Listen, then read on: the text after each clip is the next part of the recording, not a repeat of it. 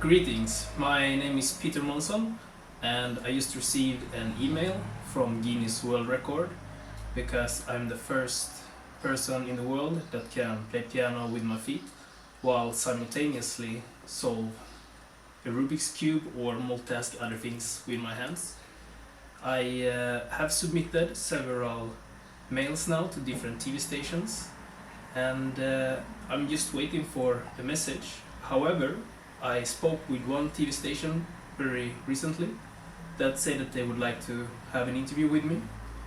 So we will see, perhaps I might be in TV quite soon. This video I will make a performance where I solve the cube, I drill with this pencil, I play piano with my feet, and I will have like an interview at the same time. I haven't had an interview before when I play or perform of this. This is the first recording also that we're doing, the first shot per se, so we will see if I will do this well. I think I will, we will see. So I will start this in any moment. Before that I just want you guys to know that by the end of this performance I will like to invite you guys to join my Mastermind class where I teach you play piano with your feet in less than a year. Alright. So, I will start now, and we'll see how it goes. For this cube, my friend will shuffle it, so you'll see his hands. And I will also I will just close my eyes like this, so you can see that there is no cheating here. So the center orange piece is missing, but that's really not to my advantage.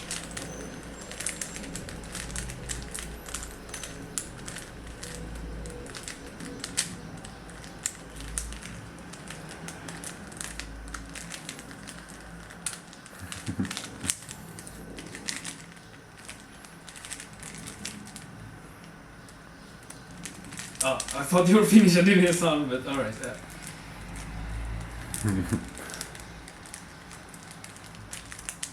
Alright, now I'm finished. Alright, cool.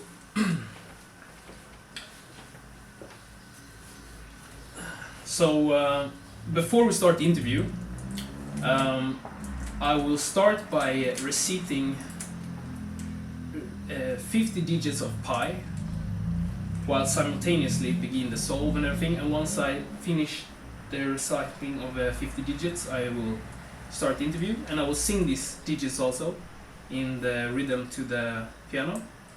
So when you hear me or you notice that I stop singing, you can just start with the questions that you think are appropriate for this video. Alright, so I increased the volume a little bit. Alright, so I will tell the digits of pi in Swedish because I'm most comfortable in that language. So let's go. Pi lika 3, pi lika med 3, 1, 4, 1, 5, 2, 6, 5, 3, 5, 8, 8, 9, 7, 9, 3, 2, 3, 4, 6, 2, 6, 4, 3, 3, 8,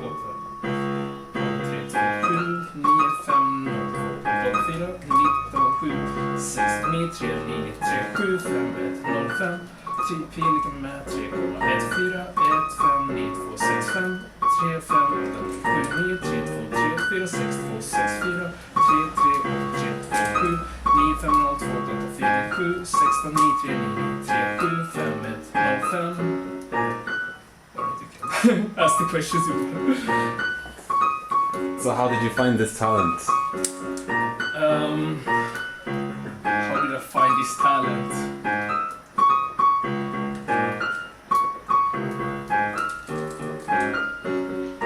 So it began when I was like, how old was I? I was 18 and I wanted to increase my own brain power, and I discovered that when I played piano while simultaneously sings a total different song in a total different tempo, it gave me a sensation in my brain that was way more stimulating than any other task that I've ever done before. So then I tried to challenge myself with more complex multitasking things. And I mean, just playing one song and a totally different song at the same time, that's already very challenging. And I probably wouldn't have managed to do it in the beginning unless I had done some other types of brain training, which I started with from the app called Lumosity. But yeah, once I had a decent amount of training, I start challenging myself in several multitasking things, especially piano, but also when it comes to like using my computer mouse with my feet. And I discovered I was very good in that. So my point is that I believe that everyone can learn these things, but they just need the proper training.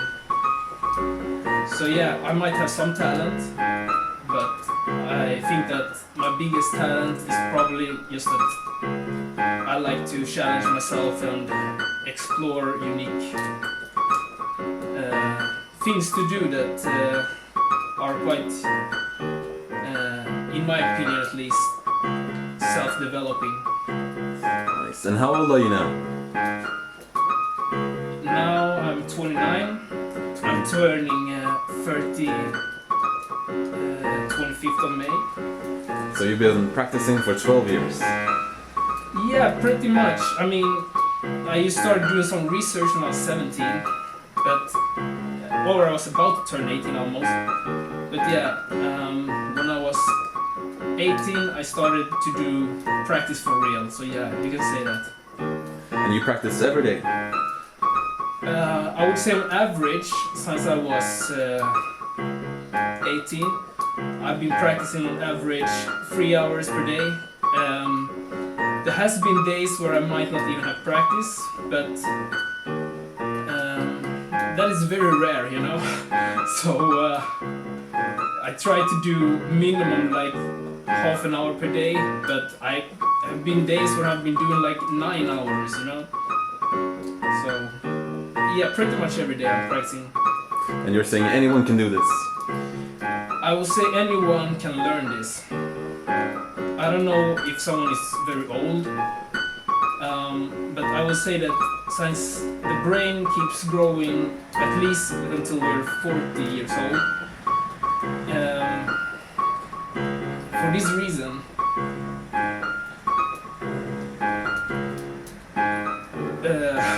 yeah, I was like thinking, for this reason, until we're 40 at least, we will be able to learn this. But I do personally believe that even the brain can grow above 40 years of age. And we're talking in amounts of neurons and stuff.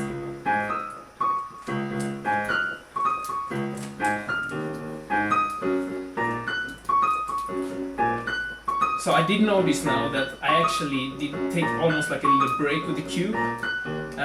It wasn't like I was not thinking on the cube. It was just that the question was a little bit harder. So for that reason, when I was thinking more deeply, my focus, because I'm actually dividing my focus. Some of that resource were going for the thought rather than to turn the cube, even if I knew what I was about to do with the cube. So, and I'm not saying that I'm always knowing what to do with the cube, but most of the time,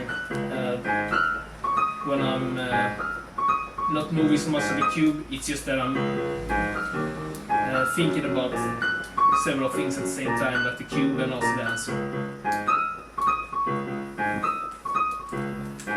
So we have more questions. I haven't prepared many questions. No, I know. I kind of put you on the spot here because I didn't tell you before that we would have like an interview. I just thought that it was a good idea since I only had the 50 digits of pi already prepared. So we gotta have more entertainment while I'm solving the cube. But yeah, feel free to ask anything, you know. I mean, as long as we get to see the talent. Yeah, that's probably the most important part of this. So, how do you find this talent so far? It's impressive. I couldn't do it.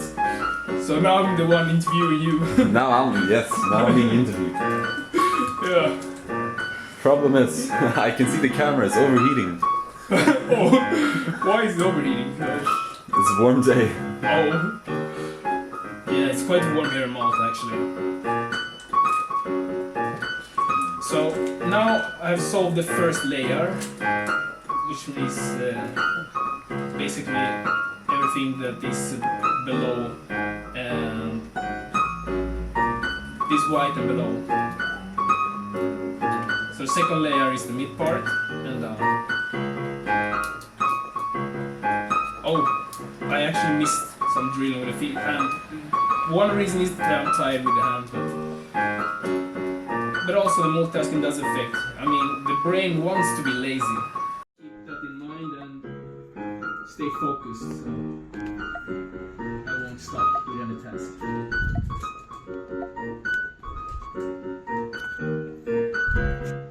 So right now I'm actually doing several world records.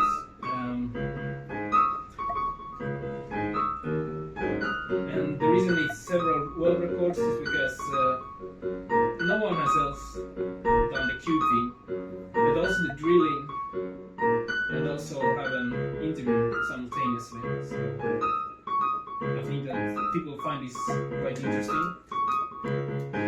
I'm seeing that the camera's overheating, so therefore I'm continuing on my phone.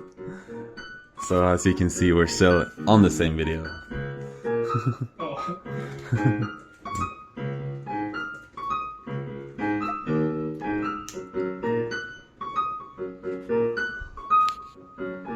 I think that I will also have the chance to do more interviews like this in the future.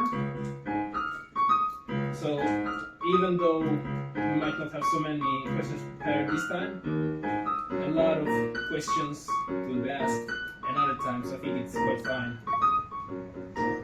So what are your next steps? That's a good question actually.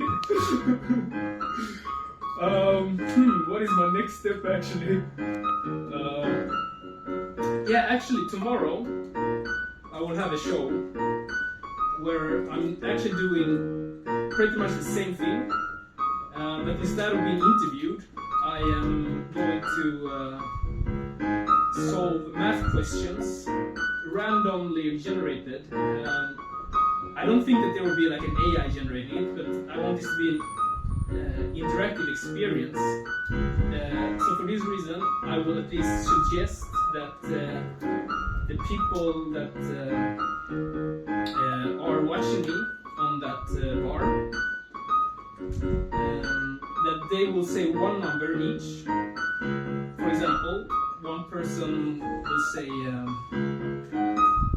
the number like 14, and the other person will say like the number 16, for example.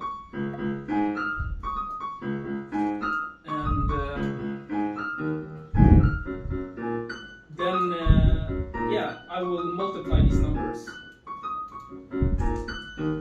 14 and 16. So in this case it's 224. And so we'll do that with the next person. The next person will basically just say a number, and then the other person will say another number. Now we just keep on multiplying them. For as long as there is a number between 0 and 20.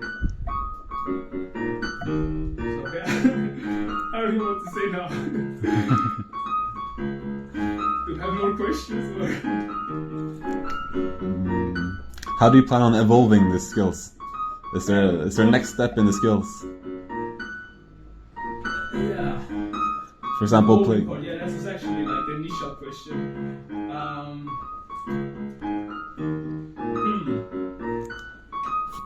For example, playing different instruments at the same time. Oh, yeah, of course. So, I do know how to play free release. Not the entire song though. While simultaneously sing to free release. Because I found online a guy that had made like a lyrics to it. While simultaneously play the guitar chords to that. So this I already know, I just haven't recorded it yet. But yeah, I'm practicing violin now. And I would really love to be able to play piano with my right foot at least. And then with my hands play the violin. And with my left foot play some drums. That would be really cool to me. So you can be your own band. Yeah, one-man band basically. So I already know how to play some songs when I'm playing.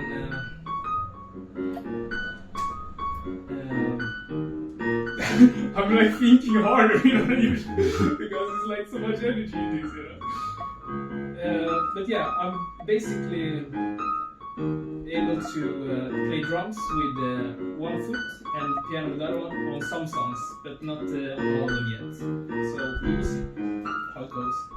So piano, drums, and violin. How long time will that take to learn? So it would probably. The thing is, I haven't got any real violin lessons yet, but.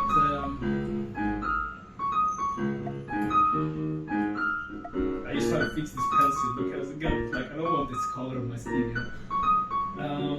But if I get like real violin lessons, I think that I can master all of this in several months.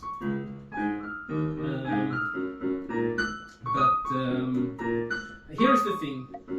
For me, it's kind of like harder, usually, at least when I'm doing a few things, like just piano and guitar at the same time or something. It's usually harder for me to learn one instrument than to put them together.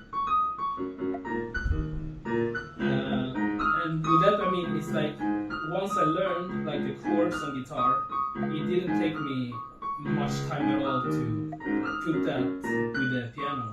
But it took me quite a while to be able to just learn guitar chords because I'm not so familiar with guitar.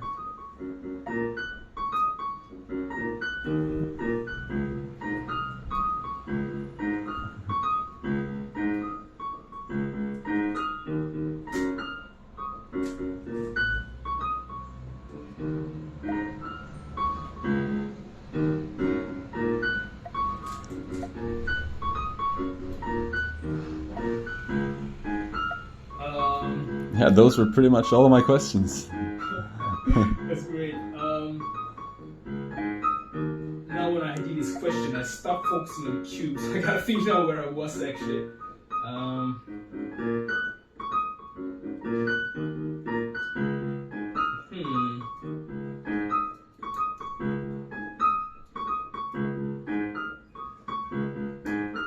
Because I don't wanna be like that guy that made almost is perfect and then I just ruined the cube because I had a question that was taking too much of my focus. But we'll see here. I will just recall what I did so far and then I will go from there so I won't mess up this cube. So it's kind of fine for me that we're not doing any questions now, so I'm literally thinking on this.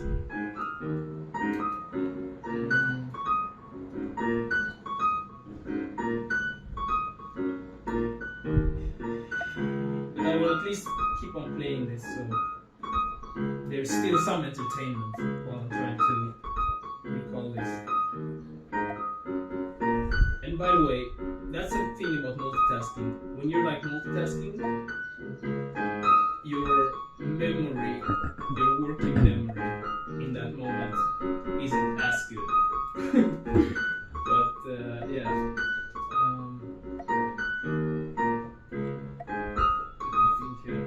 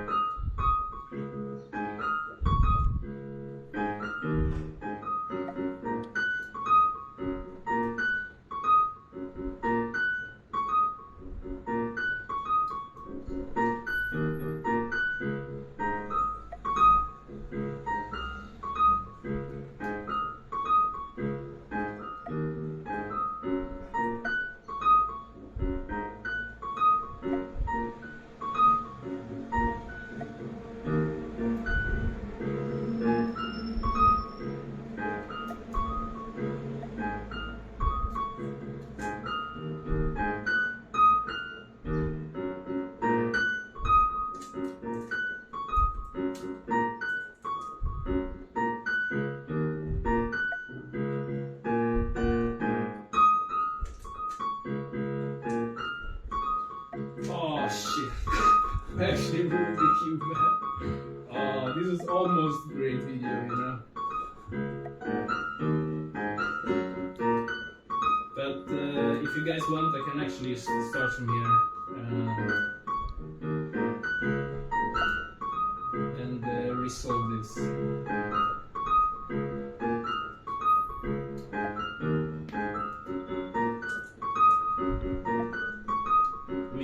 Take way too long thing.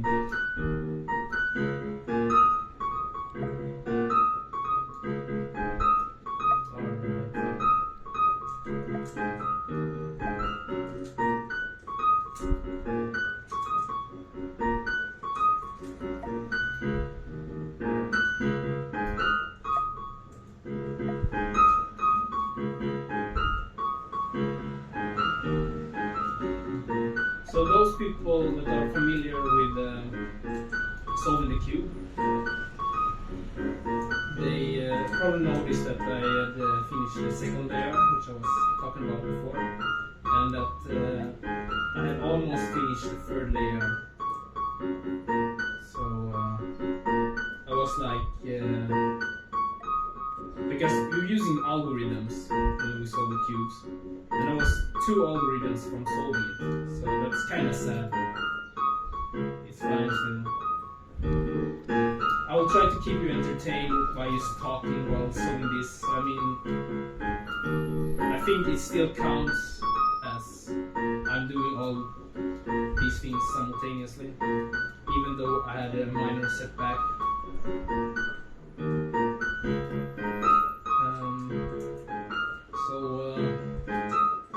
But yeah, you did have more questions and I'm running out of... So what's going through your mind right now? What are you thinking about? I'm thinking about the weather. I'm just kidding. How do you divide your attention? Now we're actually talking very interesting things. So, even though we had a little setback here, I think that this actually serves a great purpose, because this topic that I'll speak about now, it will make the video way better than if I had just solved the cube originally. Alright, because this is a very interesting topic. So, I have been thinking about, like, because some people say like, oh, multitasking is a myth and all these things. So I wanted to figure out what is actually going on here. What is actually happening in my brain, because I know it's not a myth, obviously. But I'm not just like it's not super clear for me even what I'm doing, you know? Until very recently when I actually did discover what's going on. But it's not like I'm shifting my focus super fast like people say or believe. Like they say it's a myth and that we're shifting the focus and stuff like that. It's not that. That's not what's going on. I will tell you exactly what's going on. Although a little bit of it is a part of it, alright, because you are like managing your resources. So the things that you find more important at the moment, there's where your main focus is going. So in that way, you're kind of like shifting your focus, but that's not the reality of the situation. It's not like you're shifting your focus and that's what you're doing. What you're actually doing when you're multitasking is exactly the same as when you are like looking through a see-through window. Because I'm literally, alright, believe it or not, I'm literally visualizing everything simultaneously. But it's like a see-through window, and for this reason, like where my main resource of attention is paid, that's where I'm like seeing most of what's going on. And some degree of the multitasking is not just visual, it's also emotional. And the best way to describe the emotional part is that you think of like your body as an extension of your brain. For example, if you have a sensation in your feet, like right now I do, for example, just because you have a sensation in your feet doesn't mean that you can't have a sensation in your hands. So if you have pain or pleasure in your feet or another body part that is far away from it, doesn't mean that the pain or pleasure will disappear from that body part that is far away from it, you know? So you can either have it in one place or another, and you can have it at both places simultaneously, you know? So it's the same here. Like what I'm doing now is like emotionally, I'm playing piano with my feet mainly. So it's like a feeling in my feet, you know? So I have emotions there. And you know yourself that you can have mixed emotions in situations.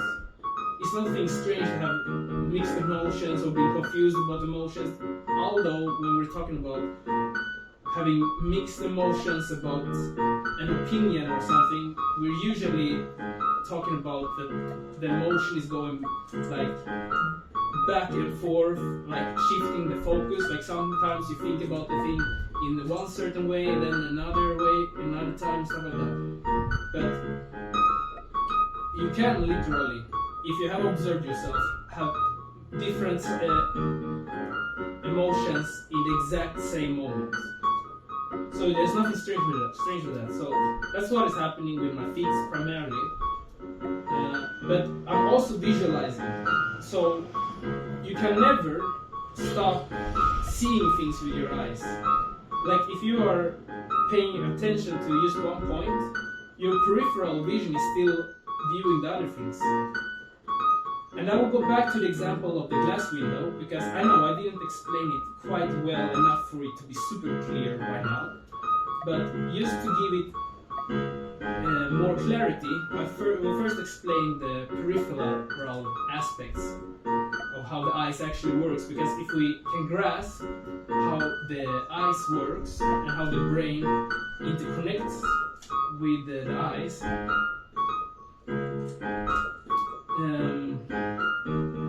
it will be much more easy to understand our attention, since attention is correlated with the eyes and periphery, and even our imaginative vision.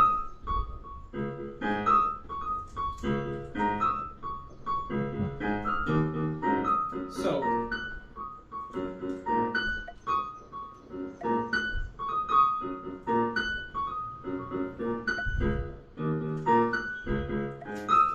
I'm actually creating more attention to the cube now because I didn't want to make the same mistake because it was exactly here where I made the previous mistake. I'm just telling you that I'm not shifting topic or anything. I just want you guys to know why I'm not moving, why I'm not speaking so much because, you know, it's still resources. It's like X amount of energy is being paid off to do the tasks, you know.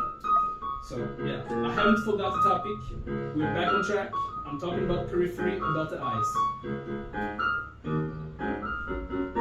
So, when you're looking at a point, the amounts of objects that you're seeing around that point simultaneously, and it doesn't matter how much focus you have. Like if you are like just looking only on that point and thinking about nothing else, you know, it doesn't matter. You're still observing whether you want it or like to accept this truth or not. You're still observing the environment around that point. You can never just look on one single point. It's impossible because if you would look on only one single point, you would only perceive one single color. It's just that your main focus is on that point, but you can never completely shut off your peripheral focus.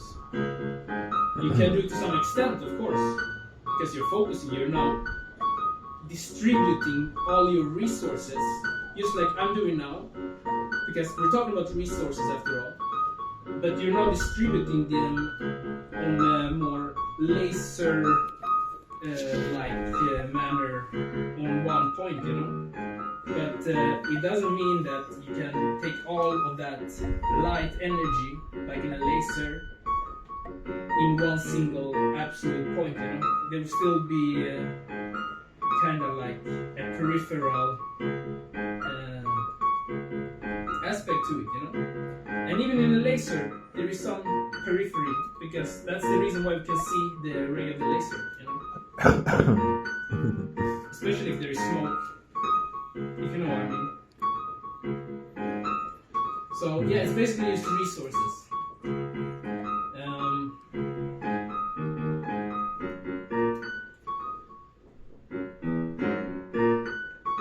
So now we understand that multitasking is basically the same as your peripheral vision. Now I can explain better.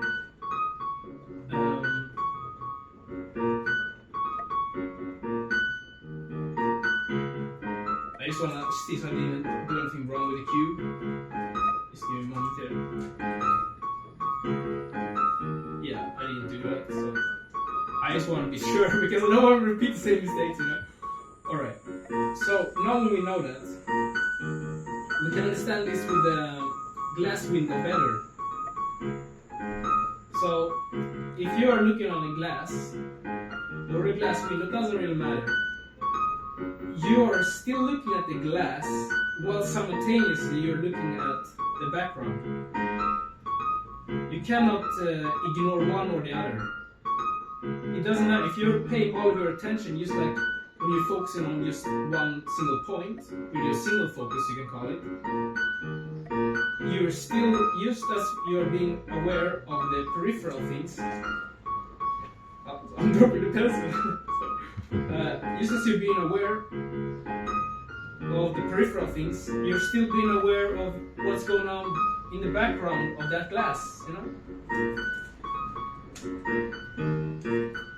You cannot just shut down your awareness of what's going on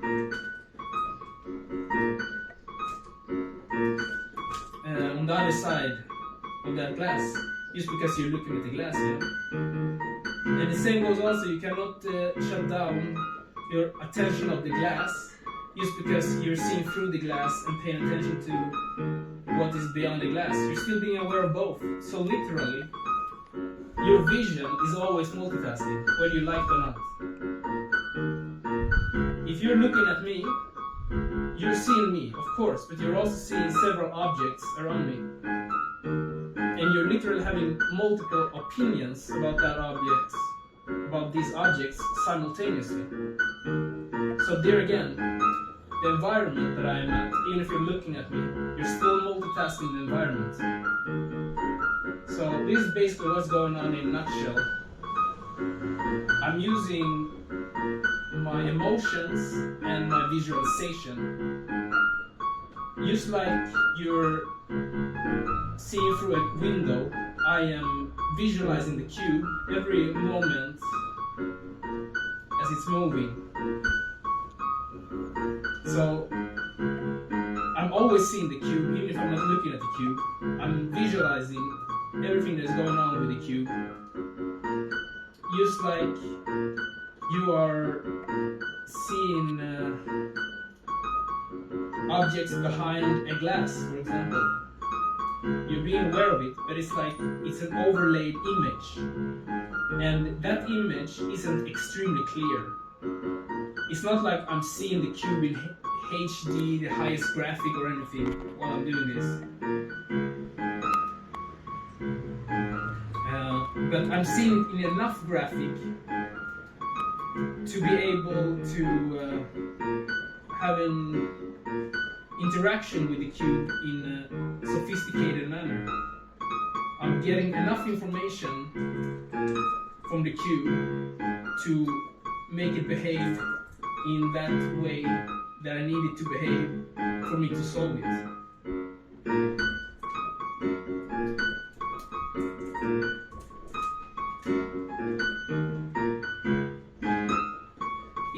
It's just like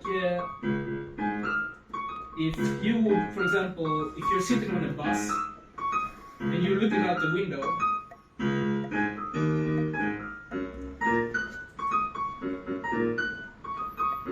and you're seeing people in the background being reflected in that window.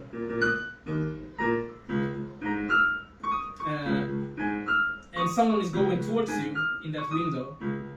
You see them going towards you from that window. You will know that they're coming towards you, even though you're looking out the window and you're paying attention to everything that is going on outside. So you're not seeing the person in HD graphic, but you still have enough information to know exactly what to do when that person are coming close enough to you. And that's exactly how the multitasking is working when I'm doing it here. It's basically visualization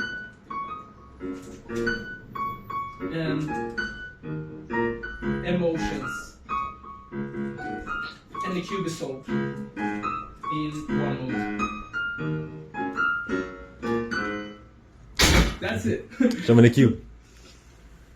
And actually, I want to show you something else here, because I'm not gonna claim that that I invented this, or actually I did kind of, but it's not like I don't know if I'm the first person or not, so I'm not gonna claim that. But I came up with this formula, and I want it to be in this video because I haven't seen it anywhere. So I want to know if someone else has done this before or not. I tried to ask ChatGPT and I didn't get any good answer from that. So if anyone knows, let me know. Wait. If this has been done before, basically. So one pattern here, one pattern here, one pattern here. And it's reflected on the other side. And then if I do something like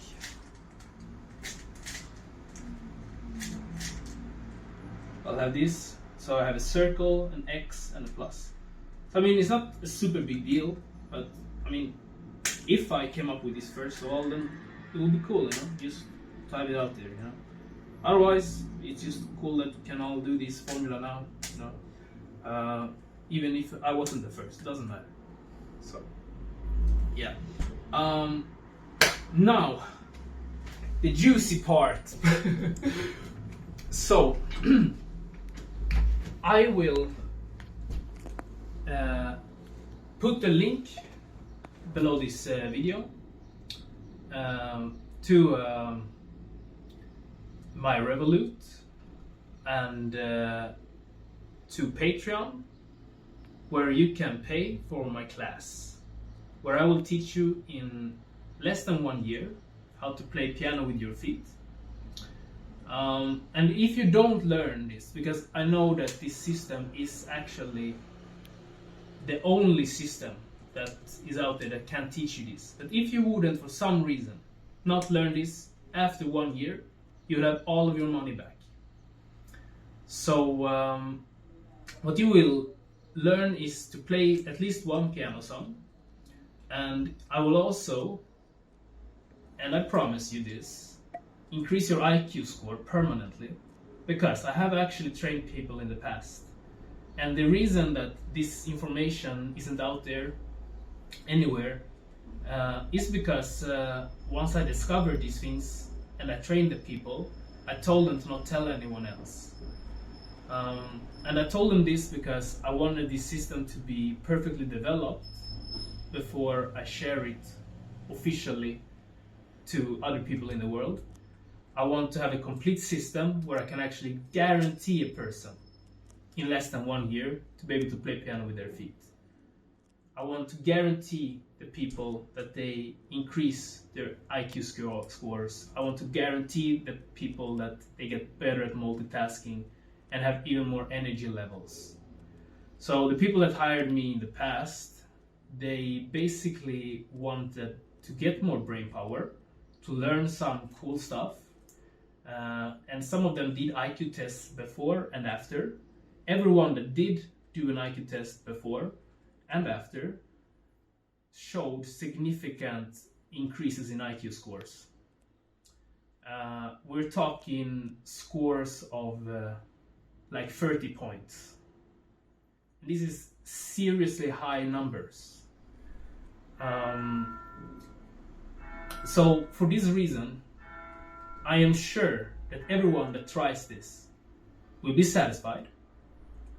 And if you are for some reason not satisfied, even though you learn to play piano, let's say you learn to play 3-5 songs, but you were not satisfied because you didn't see that much on IQ score, and I can't promise you that you will get 30 points in IQ score. This is one example, you know. But if you didn't, for example, see an increase in IQ, and you only got better at playing piano with your feet, and you're not satisfied for this reason, you can also have your money back, no problem. So after 1 year, you have taken my course. I promise you that you will learn to play piano with your feet. I promise you cognitive improvements. And if I'm wrong, you'll have the money back. So no harm at all there. And of course, if someone is maybe like 80 years old, they might not learn how to play piano with their feet, you know. So in that way, I cannot promise that if you are of super old age, you will be able to learn this. But for any young person, for anyone in my age and below, I can promise you this. And I do know that just be able to play piano with your feet, whether or not, if we're talking other cognitive skills, just having that talent is like a superpower in a sense, because no one else can pretty much do that. Sure, there are some people that can play piano with their feet.